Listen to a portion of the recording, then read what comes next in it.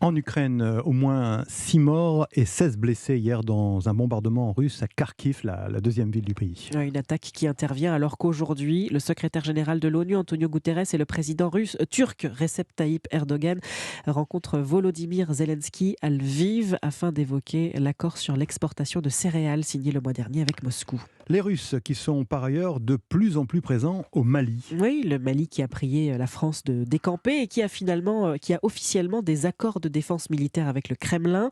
Dans l'ombre, cependant, 1 millier de mercenaires du groupe paramilitaire Wagner sont aussi sur place et ils n'ont pas tardé à s'installer à Gao, William Molinier. Les Français, à peine partis, voilà que les Russes prennent leur quartier. À en croire les casques bleus allemands et britanniques, ce sont eux qui ont observé lundi la présence de ces supplétifs à l'aéroport de Gao.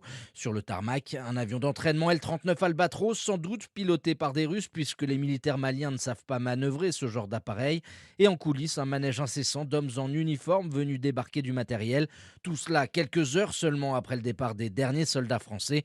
Un changement d'air historique, selon Antoine Glaser, spécialiste de l'Afrique. Il y a une présence russe qui va devenir importante, mais dans l'ensemble de la région. En ce moment, l'Afrique est en train de se mondialiser à la vitesse grand V, et c'est évident qu'à partir de là, les Russes peuvent installer tout ce qu'ils veulent sur la base de Gao, peut-être pour surveiller toute la région. Officiellement, l'état-major français ne confirme pas la présence de Wagner à Gao. Nous n'y sommes plus depuis lundi. Comment pourrait-on le savoir, feinte un haut gradé? Mais c'est un secret de polichinelle. Si la force Barkhane n'interviendra plus directement sur le territoire malien, le renseignement militaire français ne va pas abandonner sa surveillance, ne serait-ce que pour détecter d'éventuels déplacements de groupes terroristes vers les pays côtiers, voire le Niger, où l'armée française s'est repliée pour poursuivre sa traque des djihadistes du Sahel. William Molinier.